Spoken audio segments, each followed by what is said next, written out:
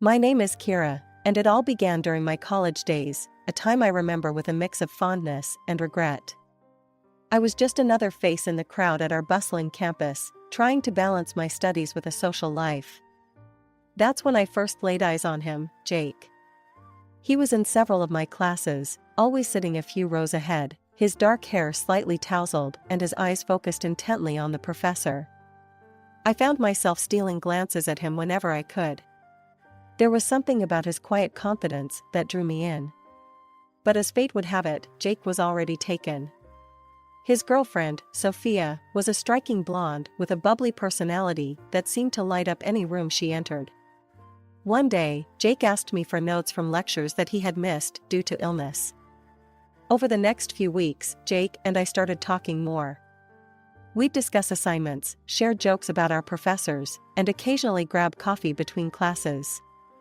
But every time I felt myself getting too comfortable, Sophia would appear, wrapping her arm around Jake's waist or planting a kiss on his cheek.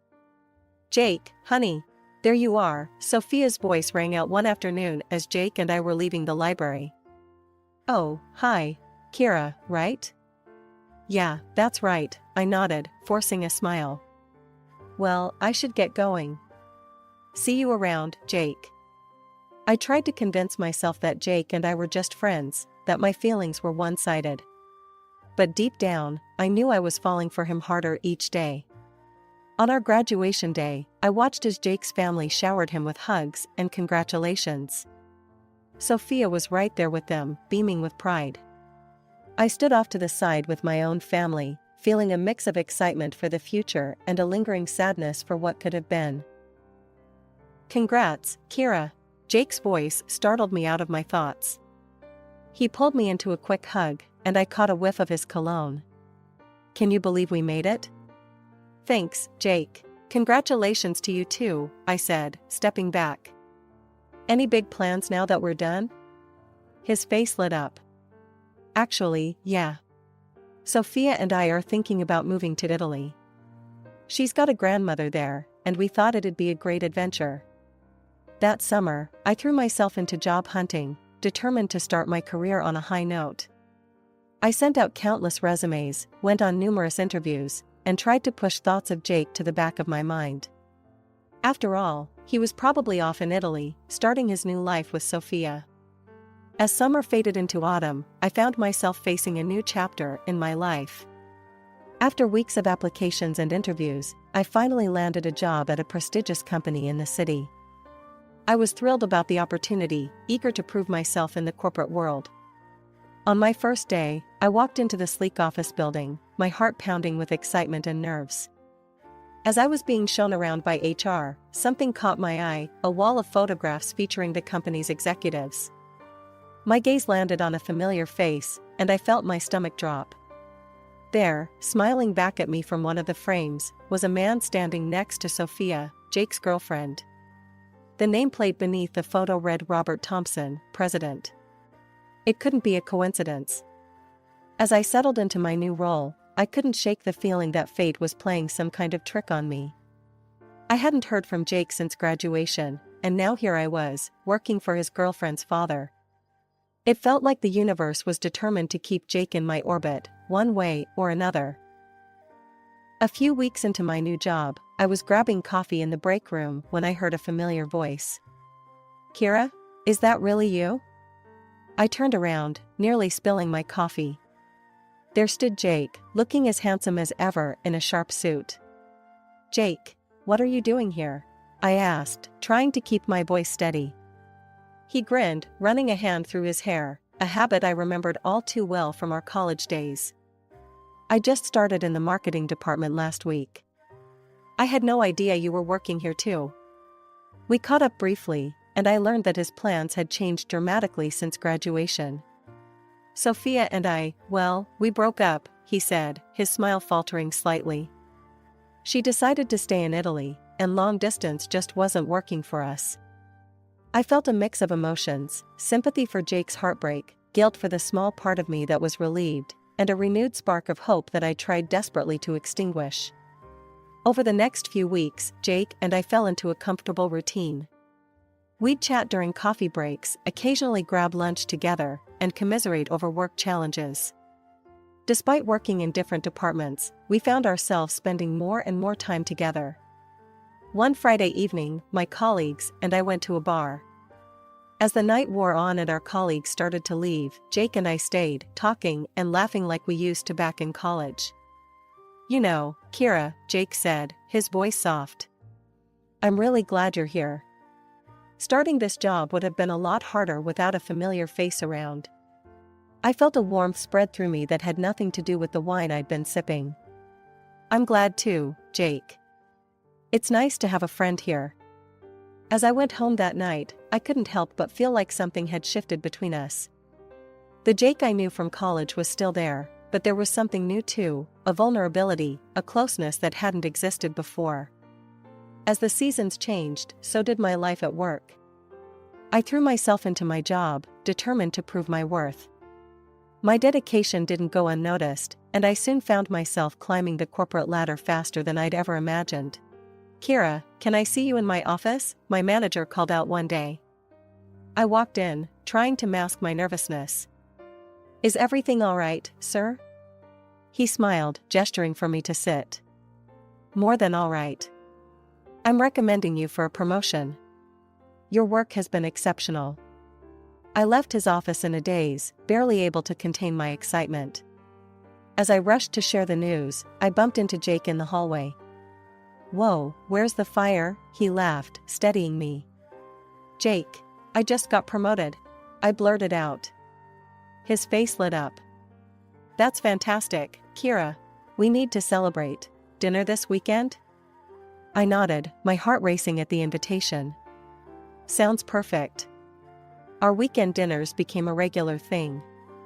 We'd talk about work, reminisce about college, and share our hopes for the future. With each passing week, I felt myself falling harder for Jake. One night, as we walked home from dinner, Jake suddenly stopped and turned to me.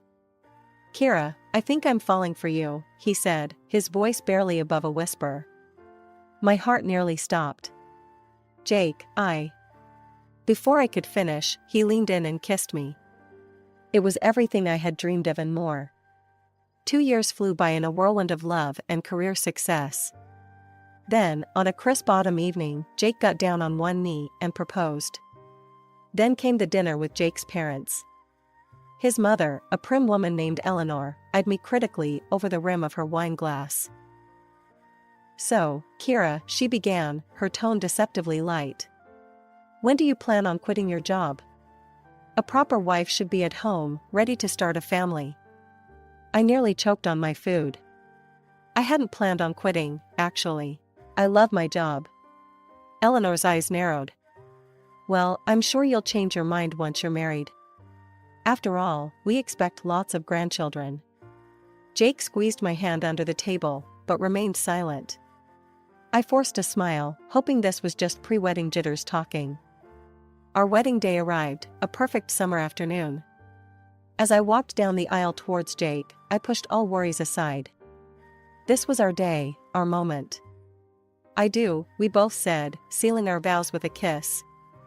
The honeymoon was magical, but reality set in quickly once we returned. Eleanor's comments about children became more frequent and pointed. "Any news yet?" she'd ask every time we saw her, her eyes darting to my stomach. Months passed, and no pregnancy. I tried to brush off the growing pressure, but it was getting harder to ignore. One night, after another tense family dinner, Jake turned to me. "Maybe you should see a doctor, Kira. Just to check things out." I felt a knot form in my stomach. "Jake, it's only been a year. These things take time." He sighed, running a hand through his hair.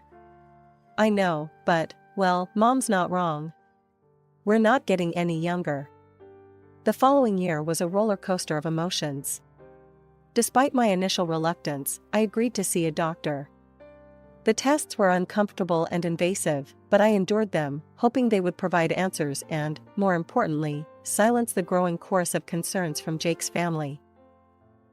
"Well, Mrs. Stone," the doctor said, reviewing my results, "everything seems to be in perfect working order. There's no medical reason why you shouldn't be able to conceive.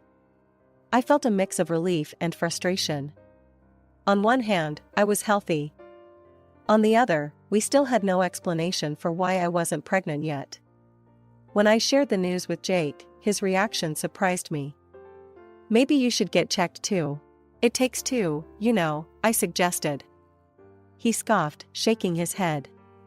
Come on, Kira. You know it's usually the woman's issue.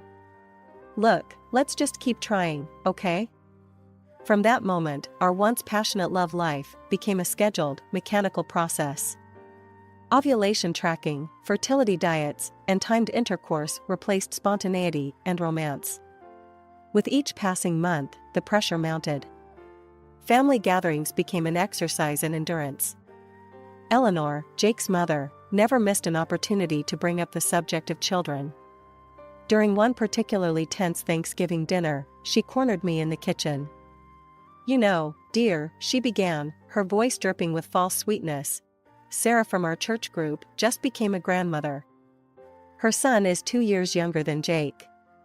I gripped the edge of the counter, forcing a smile. That's nice for them. Indeed, Eleanor continued, her eyes boring into me. I do hope we'll have similar news soon. After all, a woman's primary duty is to bear children. It's what we're made for. I bit my tongue, not wanting to cause a scene. But inside, I was seething. How dare she dismiss my hard work and achievements? As the months wore on, I noticed a change in Jake. He became distant, critical. Nothing I did seemed to please him anymore. Do you have to eat so loudly? He snapped one evening as we sat down for dinner. I paused mid-chew, taken aback. What? And why is the house such a mess? Don't you have time to clean during the day? I looked around our spotless living room, bewildered. Jake, what are you talking about? The house is clean. These incidents became more frequent. Jake nitpicked everything, how I dressed, how I spoke, even how I breathed. Each criticism chipped away at my self-esteem. At work, I tried to maintain a facade of normalcy, but rumors spread quickly in our office. Whispers followed me down the hallways. Poor Kira, still no baby. I heard she can't have kids. Maybe that's why she's so focused on her career. I felt like I was suffocating, caught between the pressure at home and the gossip at work.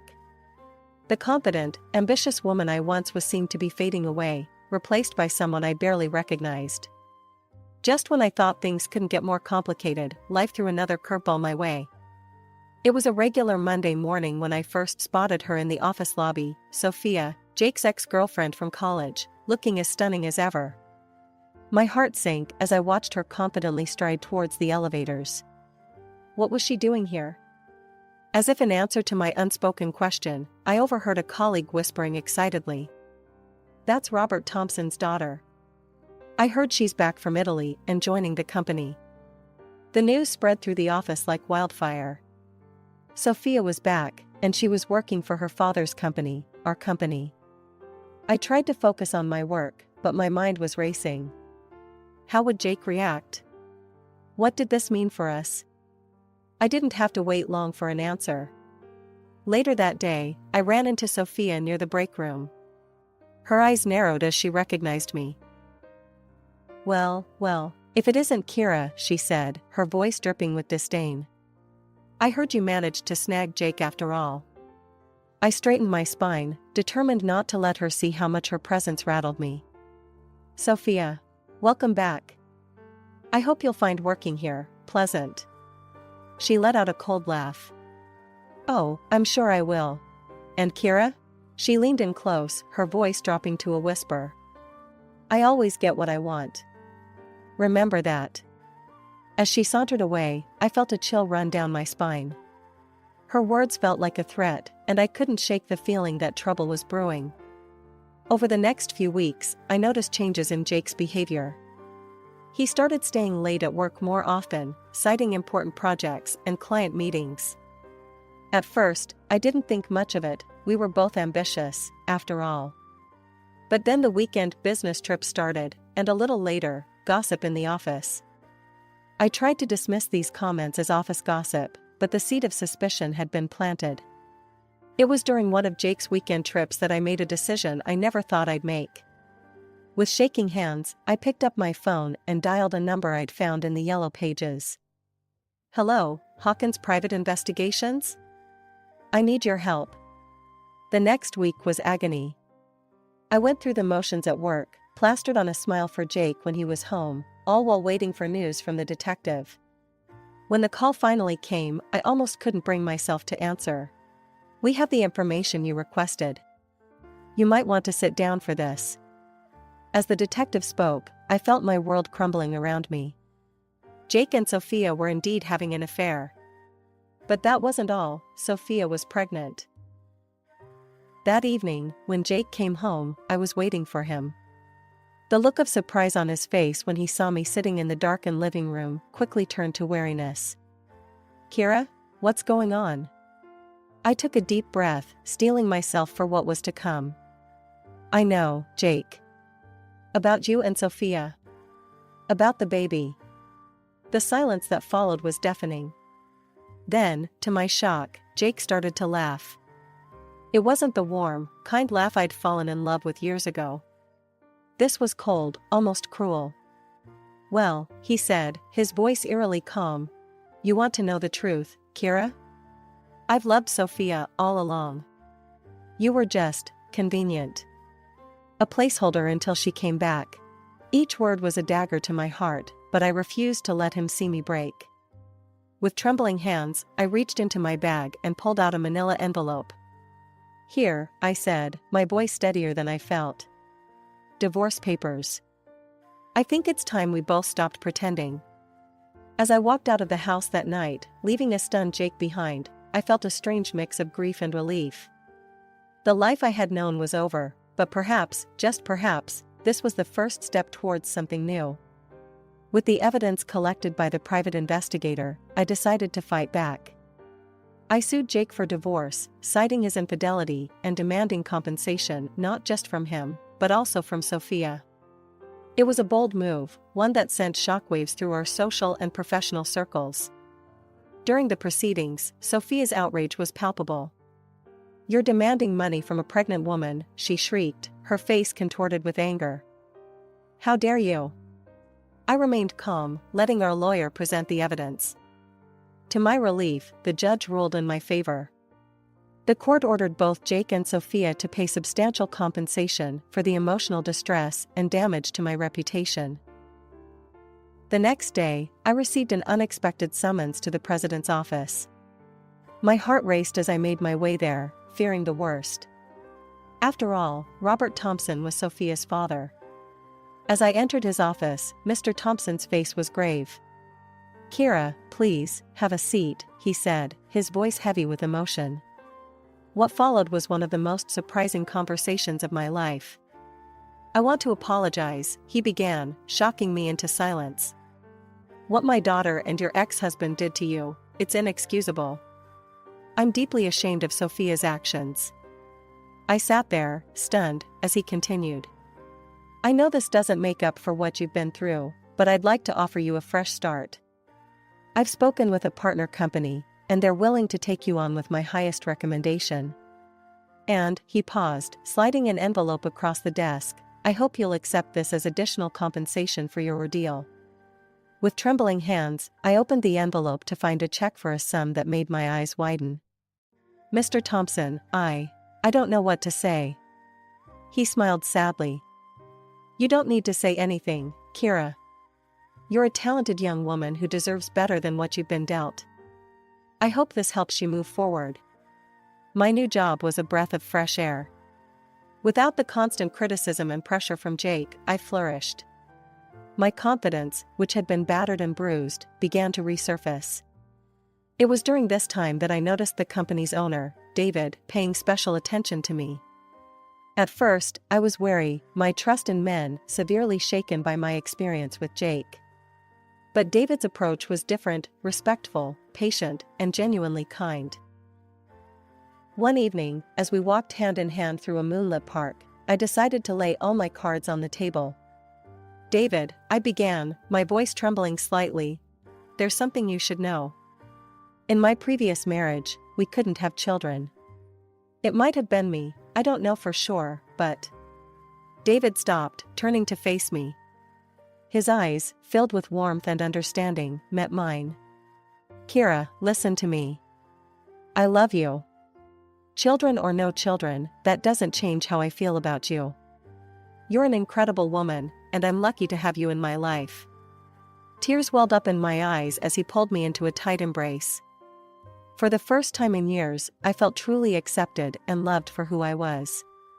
Just when I thought life couldn't get any better, it threw me another curveball, this time a joyous one. A year into our marriage, I discovered I was pregnant. The news came as a shock, given my history, but David and I were overjoyed. 9 months later, we welcomed our son, Ethan, into the world. As I held him in my arms for the first time, I marveled at the twists of fate that had brought me to this moment. Unlike my previous marriage, there was no pressure to give up my career. David supported my decision to return to work, and we found a balance that worked for our family. Life was good, filled with love, understanding, and the happy chaos of raising a child. 10 years flew by in a blink. Ethan was growing into a bright, curious boy, and our family life was everything I had ever hoped for.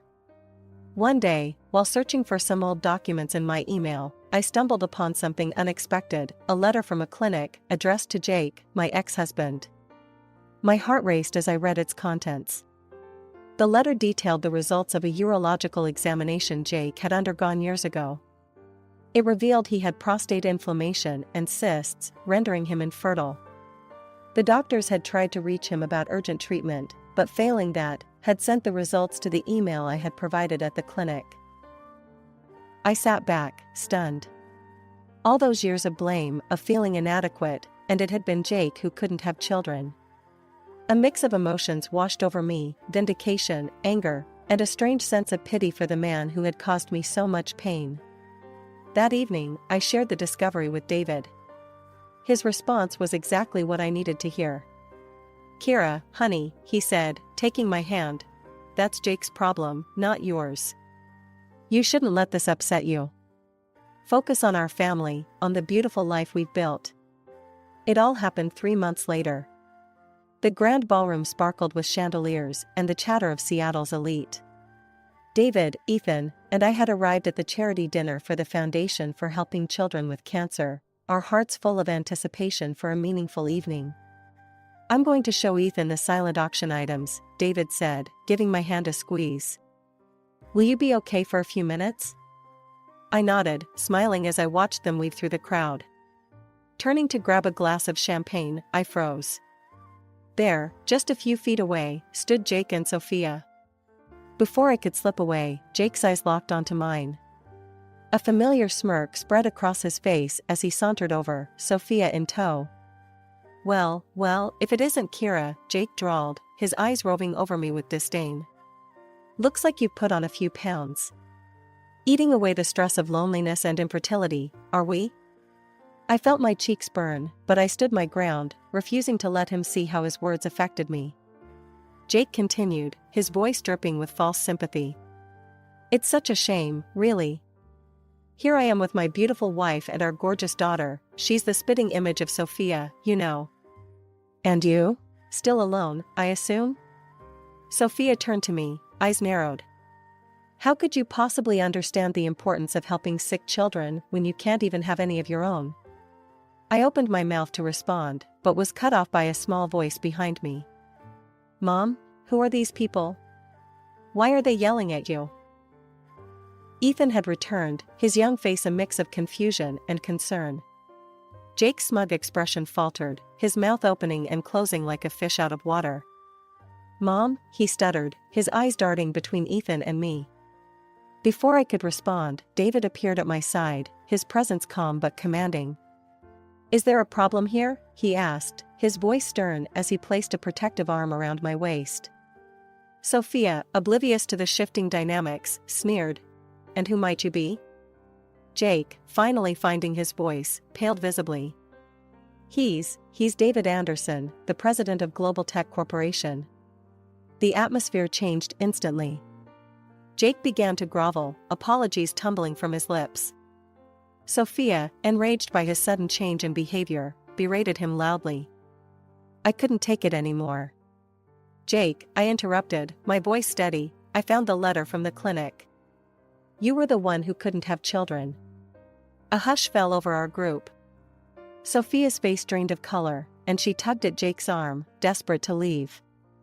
But Jake, his world crumbling around him, held her firmly. So my daughter is not mine at all, he growled. Tell me the truth. Trapped, Sophia confessed through gritted teeth. She had become pregnant in Italy by another man, then used Jake to avoid her father's disappointment. Their argument escalated, drawing attention from other guests. Eventually, event security escorted them out, their shouts echoing through the hall. Months later, we heard through the grapevine that Jake had been diagnosed with cancer and was undergoing treatment. He had divorced Sophia and was suing her for compensation. But for me, it was just another reminder of how far I'd come. I no longer dwelled on the past, instead, I embraced each day with my family, grateful for the twists of fate that had led me to this beautiful life.